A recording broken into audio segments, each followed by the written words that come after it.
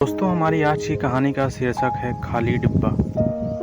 Management की शिक्षा प्राप्त कर रहे कुछ स्टूडेंट्स को प्रॉब्लम सॉल्विंग स्किल डेवलप करने के बारे में बताया जा रहा था। कुछ देर पढ़ाने के बाद प्रोफेसर ने बच्चों को एक केस स्टडी सॉल्व करने को दी।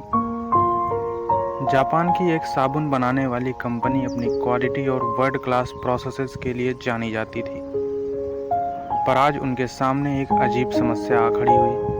उन्हें कंप्लेंट मिली कि एक कस्टमर ने जब साबुन का डिब्बा खरीदा तो वो खाली था। कंप्लेंट की जांच की गई तो पता चला चूक कंपनी की तरफ से ही हुई थी। असेंबली लाइन में जब साबुन डिलीवरी डिपार्टमेंट को भेजे जा रहे थे तब एक डिब्बा खाली ही चला गया। इस घटना से कंपनी की काफ़ी किरकिरी हुई। कंपनी के अधिकारी बड़े परेशान हुए कि आखिर ऐसा कैसे हो गया। तुरंत एक हाई लेवल मीटिंग बुलाई गई, गहन चर्चा हुई और भविष्य में ऐसी घटना न हो इसके लिए लोगों ने उपाय सुझाए। बहुत विचार विमर्श के बाद निश्चय किया गया कि असेंबली लाइन के अंत में एक एक्सरे मशीन लगाई जाएगी जो एक हाई रेजोल्यूशन मॉनिटर से कनेक्टेड होगी। मॉनिटर के सामने बैठा व्यक्ति देख पाएगा कि डिब्बा खाली है या भरा। कुछ ही दिनों में ये सिस्टम इम्प्लीमेंट कर दिया गया, पर जब एक छोटी रैंक के कर्मचारी को इस समस्या का पता चला तो उसने इस समस्या का हल एक बड़े ही सस्ते और आसान तरीके से निकाल दिया। एक ऐसा तरीका जिसमें न लाखों की मशीन खरीदने का खर्च था और न ही किसी आदमी को रखने की ज़रूरत। सोचिए, अगर आपके सामने ये समस्या आती तो आप क्या करते? उस आदमी ने ये किया।